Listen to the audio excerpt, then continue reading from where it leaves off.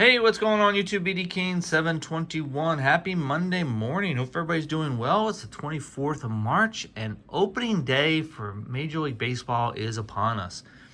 Thursday will be the Padres opening series here in San Diego. We get a chance to play the Atlanta Braves for, I believe, 4 games. We have opening day tickets as well as Saturday night tickets. We're probably not going to go opening day because we have a friend here in San Diego who's a huge fan of the Atlanta Braves, and we're going to be giving those tickets to that person and their family so they can enjoy opening day and see their favorite team. We've been to so many opening day games over the past 20 years. Missing one once in a while is not that big a deal, but we're excited to go Saturday night. The season is here, and I haven't put a video up on my channel in a long time for good reason. All last week I was out in Arizona for spring training.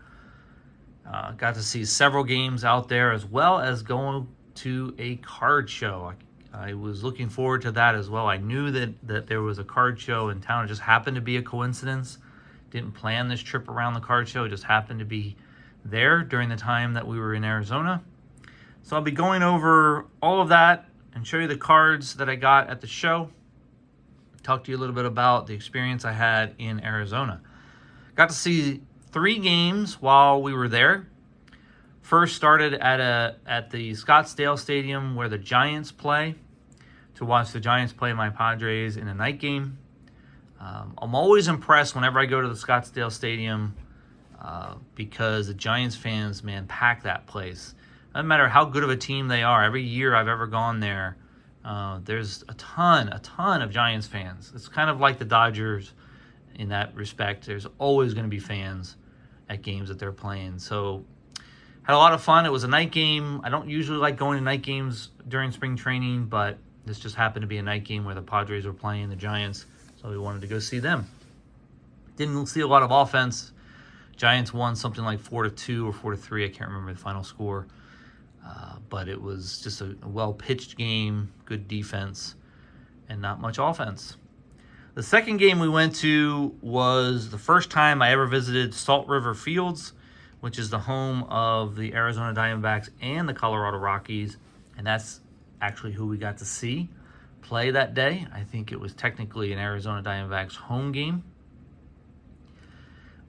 Probably my favorite stadium in the Cactus League now. Now that I've visited it, I think it's the last one that I needed to go to see a game to round out going to all the Cactus League stadiums. And it was a beautiful stadium. It is a beautiful stadium, and I highly recommend going there if you ever get the chance. So a lot of credit to the Diamondbacks and the Rockies for putting together a really nice place, really nice experience. Great day game.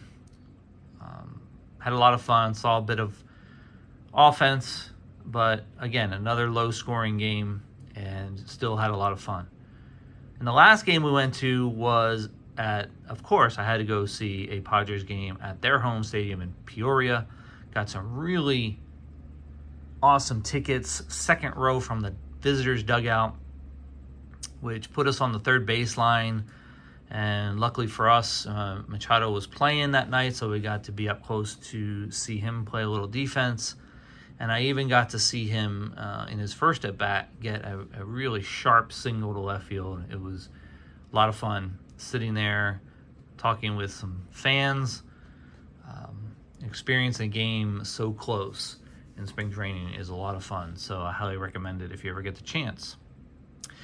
Then I got to go to a card show. So that was the last full day that we were there. The card show I went to on a Friday. It's called the Arizona State Card Show. I don't know if that means it's supported or sponsored by Arizona State University or what the situation is, but apparently it's something they do on a regular basis there, maybe once or twice a year. Held in their Phoenix Convention Center, which is a huge place if you've never visited that. And the room was really big and had a lot of tables, and I got to go through pretty quickly. It took me about a couple hours to go through it, and I bought some cards. Not that many, surprisingly, but only bought a couple of modern cards. First is this nice Mike Trout 2018 Bowman Chrome Green, which is numbered at 299. As you all know, I used to PC Mike Trout quite a bit. I still have a side PC of him, a shoebox full of Mike Trout cards. I don't look specifically for his cards as much anymore, but every once in a while, if I come across something that I don't think I have and it looks really good, I will try to pick it up. Like this one really looks sharp. Centering's great, corners are great. Everything on this card is pretty solid. And so if it ever comes down to wanting to send that in for grading at some point, I would be happy to do so. I'm gonna put some stands up. All right, so that was the first one I came across, and the Trout prices are really reasonable nowadays, as you all probably know that at this point. So take advantage of that if you can. Then I picked up this 2017 Stadium Club rookie card of Aaron Judge. This just caught my eye.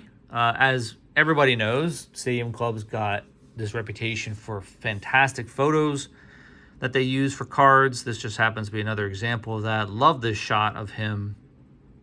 I am an Aaron Judge fan from afar. I think he's good for the game. I think he has played with some class.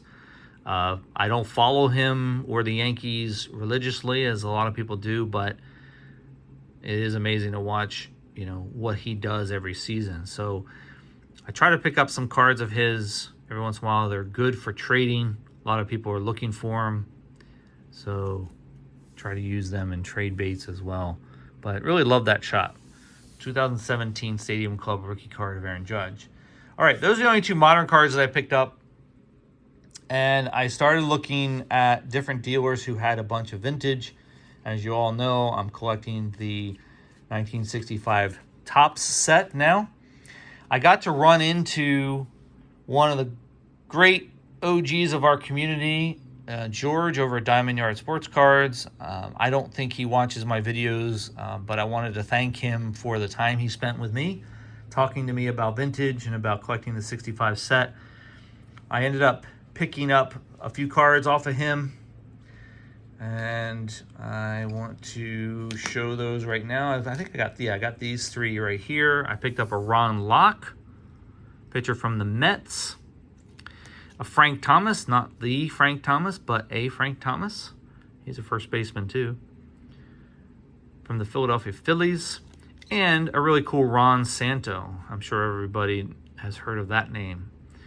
These cards are in great shape. You know, the Santo's just a little off-center. Noticeably off-center, but still the rest of the card's in really good shape. And it looks good. So I picked up those cards from George. So again, thank you, George, for the good deal you gave me. I picked up a few commons from a couple of different dealers as I was going through the show. Got this Hank Fisher, Ron Taylor, and Dean Chance. This Dean Chance looks really sharp, as you can tell. But again, going back to my goals of collecting this 65 set, you know, I'm looking for cards that, you know, meet that eye appeal from a centering point of view and a color point of view, and no color loss, trying to stay away from any kind of color loss or creases. You know, this one here has got a marking on the back, which, to be honest, I'm not really that, you know, concerned about. That kind of stuff's going to happen on these older cards. But the card itself looks sharp. And if ever I find, you know, updates or upgrades to this card, I probably will do that. If I find another Ron Taylor that doesn't have, obviously, a marking on the back, I probably would just switch it out. Those kind of things can happen. But when you get these cards for I think I got these cards for like $3 a piece, you really can't beat that. So pick those up. What I've learned with going to these shows and looking for 65 Topps cards is that they're going to be available. A lot of, especially the commons, are going to be available. It's very different from what happens when I start collecting my Topps Chrome refractor sets. With those sets, number one, all the cards are numbered. There's a limited number of them that I can get. So my philosophy on that is when you see them, you got to pick them up, or else the longer you wait, the harder it is for you to find them, especially the big names. Whereas I think with vintage, you're going to have multiple opportunities, many opportunities to pick up cards. Then I came across one final dealer who was a local dealer to the Arizona market, and I got a chance to talk with him about collecting the 65 set, and I looked through some of his cards that he had. He gave me some great advice, and advice that I'm going to be using during my journey here of collecting this set. But I ended up picking up a few big cards from him. I wasn't expecting to find these cards raw, or at least one of them raw in a condition that I would be willing to buy it, but I ended up pulling the trigger. So the first card was this, or is this, Bob Uecker. As you know, he recently passed away, but this card is really, really sharp, and wanted to get that for the 65 set, as well as this Carl Yastrzemski, which is a, I'm not sure when Carl Yastrzemski's rookie card. I didn't look that up, which year was his rookie, but it looks like this might be more of a mid-playing, mid-year or mid-career playing card of his. Great outfielder for the Boston Red Sox. But the card's in great shape. You can see the centering's really, really good. A little bit off center top to bottom, but not that big a deal.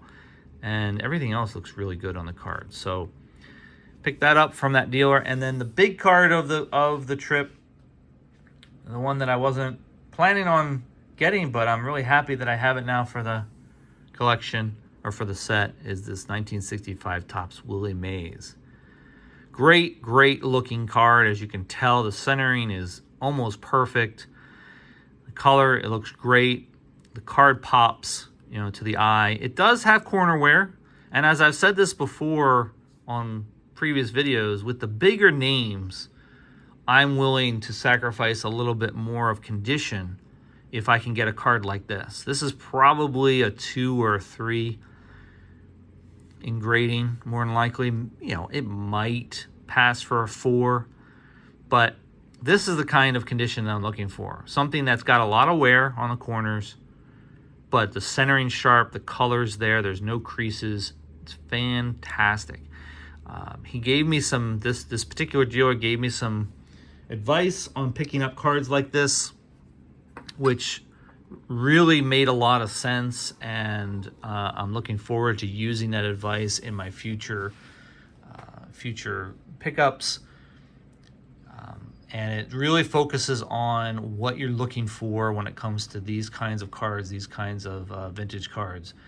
You know, modern cards is a very different animal when it comes to picking them up at shows and buying them on eBay, whereas vintage, you really have to look for certain things. So I'm excited to be learning about this process, hoping that I make good choices. I'm sure I'm going to make some mistakes, but hey, that's all part of the journey. So that's it for today, guys. I have a couple packages, as you see here behind these cards. One from Wesker Griff that I purchased. I purchased a card from him not that long ago. He sent that to me, and then a nice care package that I got from Tony over at Psyched On Baseball Cards. I think that's going to be 1965 Topps Commons that he might have had extras on. So I will be opening those two packages on a future video this week.